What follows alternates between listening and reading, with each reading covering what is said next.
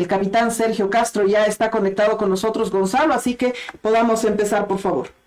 Gracias, sí, capitán Sergio Castro, buenas tardes, gusto saludarlo. Ha vuelto a tomar vigencia el tema informativo relacionado a lo de Sencata, y usted es un hombre que ha participado en el caso Sencata.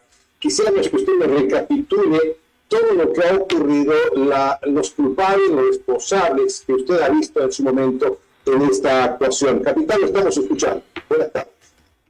Señor Gonzalo, muy buenas tardes, y a través tuyo a todo tu plantel que trabaja contigo y a toda tu prestigiosa audiencia. Bueno, para ir un poquito en contexto, porque el tiempo en comunicación es muy corto, el batallón del Comando en Jefe de las Fuerzas Armadas, el batallón de inteligencia del Comando en Jefe de las Fuerzas Armadas, bajo el denominativo del Grupo 300, recibió la orden de poder intervenir y poder identificar operaciones que vienen ejecutándose desde el punto de vista de las operaciones psicológicas y desde el punto de vista de las operaciones especiales. Nosotros ejecutamos operaciones de inteligencia para poder identificar lo que había. En el transcurso del tiempo que nosotros estuvimos infiltrados, dimos parte, reportamos e informamos a través del comando en jefe para que pueda ser canalizado mediante los órganos de dirección de inteligencia hacia la señora presidenta Yanine Áñez, que desconozco si llegó esa información hasta sus manos o no llegó, pero se informó de los diferentes aspectos. Presencia de personal armado dentro de los manifestantes que estaban en la turba, principalmente en inmediaciones de lo que era la planta Sencata donde nosotros estábamos. Se identificó la presencia de personal civil. Exactamente, se dio parte días antes de que había personal civil armado que se encontraba ahí, principalmente con lo que es el arma característica de los servicios de inteligencia de Cuba, que son calibres 27 milímetros, que es el armamento que ellos empleaban, fácilmente confundible con un arma de calibre 22, ¿no? Entonces, el armamento que tenían ellos no es un armamento ni conocido ni utilizado dentro de la República de Bolivia, ni mucho menos utilizado o conocido por las fuerzas del Ejército o de la Policía Nacional. Es un calibre totalmente ajeno que prácticamente lo utilizan principalmente los elementos del G2 en Cuba, ¿no? Se dio parte de que había presencia de mercenarios, tanto nacionales como extranjeros. Y es más, ¿cuántos eran? Mira, querido Gonzalo, la presencia de los mercenarios se divide en dos, como te dije, nacionales y extranjeros. La cuantificación exacta no te puedo decir porque nunca se pudo dar, pero la presencia de los extranjeros entraron bajo el señor Eduardo Lonjón, Fernando Lonjón, Eduardo Lonjón, no me acuerdo muy bien, el señor Lonjón, que en esas entonces tenía la fachada de lo que es Aviam Yalan, que tú debes conocer mejor. Lonjón, quien manejaba o trabajaba directamente con Aviam Yalan, metió a periodistas argentinos que fueron los que trajeron y coordinaron junto con algunas personas nacionales. Estas personas nacionales fueron las que fueron entrenadas en San Anita en la época de que Juan Evo Morales Ayma asumió la presidencia de la República, entrenados por el general Luis Ariñez Bazán y por el general Mancilla, jefe de la Casa Militar, posteriormente en la época de la pérdida de la medalla presidencial, llevados a Venezuela, donde los dividieron en dos grupos. Un grupo, y coloco un paréntesis acá en lo que es Sencata, un grupo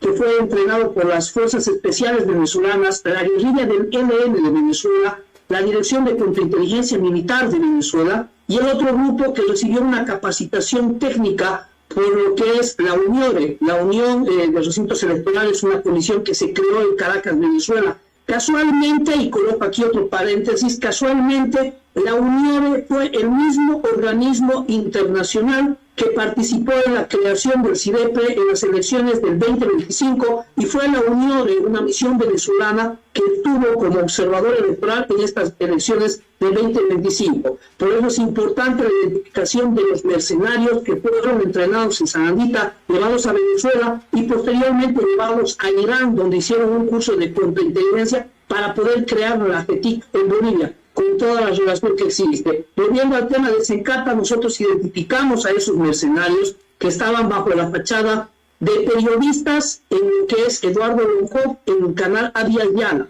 Se identificó a través de estos mercenarios y se dio parte que ellos enseñaron técnicas no solamente de operaciones comandos, sino también técnicas que van a violar la inteligencia de una persona especialista en ciencias forenses. Por ejemplo, el tema de que cuando los muertos se susciten, porque esas fueron las palabras que cito de los mercenarios extranjeros, principalmente de los argentinos, en base a la experiencia supuesta argentina, tienen que votar los muertos a los verdugos, es decir, votar a los muertos a la fuerza pública. ¿Cuál es la cantidad de muertos que podría haber habido en ese enfrentamiento? Mira, lo que tengo los datos, de acuerdo a los informes de la Fiscalía, creo que son 10 personas que fallecieron, lo que es Daniel, permíteme leer lo que tengo, los apuntes, Denny Pastor, Pedro Quisber, Edwin Kumachi, etcétera, etcétera, ¿no? Me refiero a cuántos cuantificaron, si es que hubiese habido un enfrentamiento, ¿cuánta gente esperaba que muera? Mira, la central, y a esto te voy a llegar, querido Gonzalo, la Central Obrera Boliviana fue prácticamente el autor intelectual de lo que iba a ser la explosión de la planta de Sencata. Repítame, ¿quién iba a ser el autor intelectual? El autor intelectual de la explosión de la planta de Sencata, de lo que iba a ser la planta de Sencata, de acuerdo a los datos estadísticos que manejaron los miembros de la Central Obrera Boliviana al mando del señor Guarachi, por eso lo acuso el señor Guarachi como autor intelectual, iban a hacer un daño colateral, como decía Guarachi, de 2 cuadras o 2 manzanas alrededor, nada más. Ese era el daño colateral que iba a haber según la Central Obrera Boliviana. Ellos fueron quienes incitaron, proporcionaron la dinamita para hacer volar la planta de Sencata. Es más, el entrenamiento para poder determinar cuánto de tiempo, de acuerdo a la mecha lenta, y cuánto de carga había que colocar, lo dieron los mineros de la Central Obrera Boliviana. Ellos nos entrenaron a nosotros, si vale el término, para poder colocar los explosivos en la planta de Sencata. Y eso fue lo que nosotros alertamos. Por eso, en la identificación que hizo el Batallón de Inteligencia del Comando del Jefe, identificamos armamento, mercenarios, nacionales y extranjeros, bajo la fachada de periodistas. Identificamos el financiamiento económico que lo venía realizando la Central Obrera Boliviana cuando nos entregaban bolsas de coca con dinero adentro, entre 150 y 200 bolivianos por día, que la Central Obrera daba para mantener el financiamiento o el apoyo logístico que se daba a través de este entonces del señor Franklin Flores, que fue senador, que ahorita creo que se encuentra en ASBA o en EVA, estoy muy bien el dato, fue la persona que venía dando el apoyo logístico para hacer. No solamente hubo presencia de gente del Alto en la zona de Sencata, hubo apoyo de las personas como son los Azules del Oriente, una institución del movimiento del socialismo afines a las juventudes masistas que estaban viniendo desde la ciudad de Santa Cruz, desde la ciudad de Beni, que eran parte de lo que fueron los conflictos de Sencata, que estuvieron. Los Azules del Oriente estuvieron y llegaron. Muchos de los Azules del Oriente fueron parte de los mercenarios y grupos del Chapare que nos entrenaron a nosotros en la utilización de armas improvisadas, como el tema de usar las cañerías de gas, esas cañerías amarillas, para colocar cartuchos de escopeta y poder, bajo la fachada de una bandera, poder atacar a las personas. Aquí hubo entrenamiento no solamente de personas extranjeras como los argentinos que nos dieron la capacitación en el punto de vista de desvirtuar la información forense.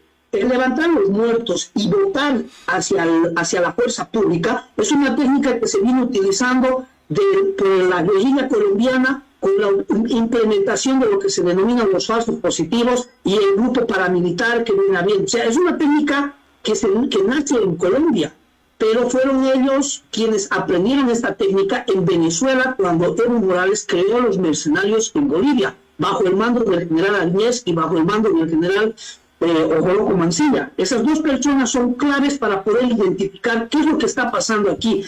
¿Quiénes de ellos fueron capacitados por la Unión de Venezuela, una comisión que estuvo en nuestro recinto electoral, en nuestras comisiones electorales recientes? ¿Quiénes fueron capacitados en Irán? El saber la lista de los mercenarios va a poder identificar la verdad de los hechos, de quiénes fueron los verdaderos asesinos de las personas que murieron en Sencata. De acuerdo a los informes que yo tuve acceso posteriormente a Sencata de la Fiscalía, solamente hubieron 2 personas que murieron con armas 9 milímetros. 2 personas que tienen orificio de entrada pero no de salida. Y hubo solo una persona, de acuerdo al informe de la Fiscalía, que te lo voy a pasar, que yo no lo sabe, de acuerdo al informe forense de la Fiscalía, que murió con calibre 5.56, que es el calibre de uso militar. que se podía haber realizado todas las pericias forenses en base a lo que es la huella balística para poder determinar esa arma, quién estaba usando el día que ocurrieron los incidentes en Sencata, si no estoy mal, el 19 de noviembre del 2019. Entonces, todo esto nosotros reportamos que había extranjeros armados, reportamos que había nacionales armados, reportamos que había gente entrenándonos con técnicas de la guerrilla y técnicas que van a la vulneración y evitar un análisis forense. El hecho de botar a los muertos es una técnica increíble, porque lo que tú evitas con eso es que las personas puedan identificar cuál fue la muerte exacta de la persona, porque lo botas y evitas a través de lo que es el análisis forense, cuando se empiezan a manifestar los fenómenos cadavéricos a partir de las 12 horas, como es la nitidez cadavérica, la nitidez por muerte, etcétera, etcétera, que puedas saber cuál fue la posición. ¿Qué hicieron las personas de los mercenarios? Los mercenarios fueron quienes mataron a los bolivianos, a los salteños, a los ciudadanos que estuvieron en el alto. Ellos les disparaban de frente, les disparaban de frente, pero cuando estaban hablando, es como que yo te diga, Gonzalo, y tú te das la vuelta y yo te disparaba o te mataba. En ese momento ellos gritaban, hay un compañero herido, hay un compañero muerto, y toda la turba venía, porque eso fue lo que nos enseñaron, y lo levantábamos al muerto, y hay que botarlo a nuestro verdugo, al verdugo, y se los botaba a los militares. Entonces, cuando tú veías el médico, el análisis forense, la autopsia, tenía un impacto de proyectil de frente, porque se suponía que los militares habían disparado de frente. Cuando en realidad esa persona se dio la vuelta, le dio la espada a los militares y lo mataron su propia gente con la que había confiado. Las personas que murieron en el alto fueron utilizadas por los mismos dirigentes en los cuales ellos confiaron, como es Franklin Flores y como es el señor Guarachi, quienes fueron los autores intelectuales, los cómplices, junto con el señor general Calimán, que planificó todas estas operaciones días antes. Cuando la señora presidenta emite un decreto que permitía a los militares poder entrar a la zona de operaciones antes de que ocurra Sacaba, antes de que ocurra Sencata, si no estoy mal, creo que fue el 15 de noviembre que sale el decreto supremo. Ese mismo día a las 2 de la mañana, bueno, ya al día siguiente a las 2 de la mañana, nosotros nos encontrábamos reunidos con los dirigentes de la Central Obrera Boliviana, y fue ahí donde se nos empezó a enseñar cómo se iba a hacer volar la planta de Sencata. Esto era una cuestión de recuperar y de mantener la ideología, que no podemos permitir que los caras, que la derecha neoliberalista y todo ese discurso estúpido, perdón por la palabra, que nos sigue manteniendo, fue lo que generó el movimiento y la influencia de las personas. Se jugó con la ilusión de las personas del alto, de las personas que no son malas. Cuando usted dice nosotros, ¿se refiere a que los militares estaban involucrados en esto?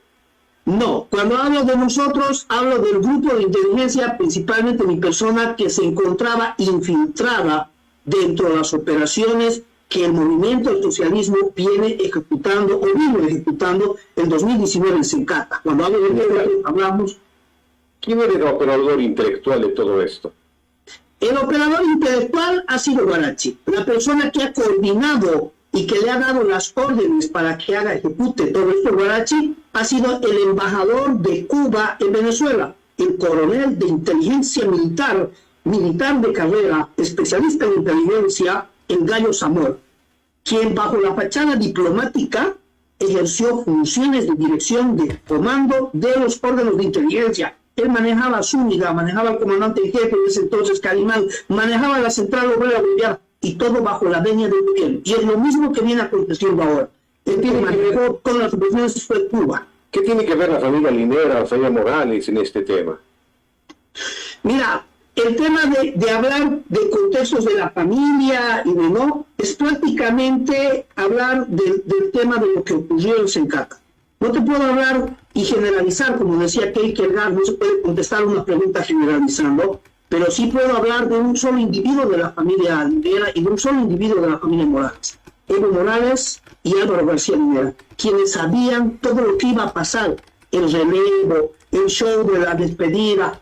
Si tú analizas la renuncia de Huarachi con el pedido de renuncia de Huarachi con el pedido de renuncia de Calimán, son las mismas palabras. Dos personas que entre comillas nunca se conocieron, que no eran afines, hablan lo mismo. ¿Quién le copió a quién? ¿Quién le siguió a quién? Me pregunto yo. Pero fuera de todo este aspecto, el gobierno sabía lo que iba a ocurrir. El gobierno, ¿por qué creo? Y tengo una pregunta, querido Gonzalo. ¿Por qué crees tú que se crearon las empresas deficitarias, como le llaman ahorita?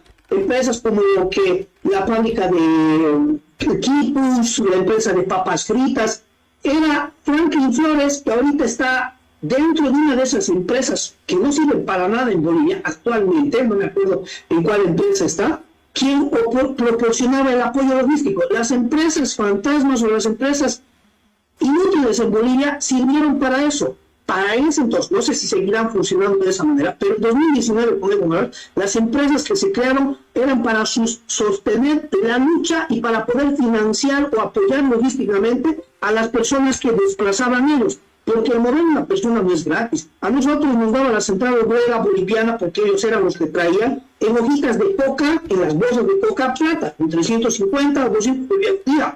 Porque si no nos daban dinero, la gente se iba. Nadie va a estar ahí manteniéndose días, porque estuvimos varios días, manteniéndonos sin comer. El tiempo se nos termina, le consulto. ¿Ha sido convocado usted por la Fiscalía a declarar?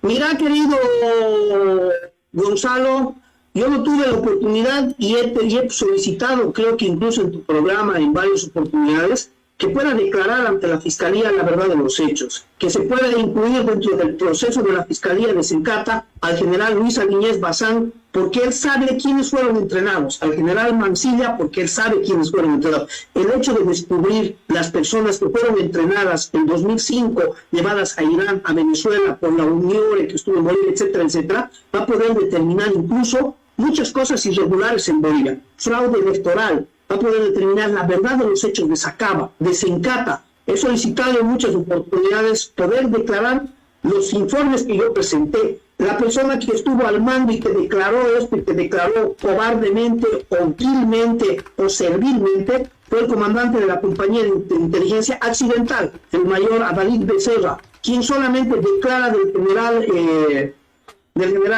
que estuvo de gerente del NH posterior, Valverde, quien solamente declara el nexo que tenía con Valverde, pero nunca habló y dijo que cuando ocurrió Sencata le dimos parte, que había gente armada y que iban a hacer volar. Nosotros alertamos en la promulgación del decreto que dio la Yanine que iba a haber la explosión de la planta. No sabíamos cuándo, pero sí sabíamos que iban a hacer volar la planta de Sencata. Lo vamos a volver a convocar para seguir hablando, porque el tema Yanine va a seguir haciendo noticia en el país. Le agradezco mucho, capitán, por su testimonio, por contarnos lo que usted ha vivido como parte del grupo de inteligencia infiltrada en el tema de Sencata. Le agradezco mucho. Muchísimas gracias, Gonzalo, y a través tuyo a todo tu personal y a toda tu audiencia. Muchas gracias. Chile, estoy contigo. Momento de hacer una pausa en Encontrados, por favor. Enseguida retornamos con más. Enseguida retornamos con su revista Encontrados.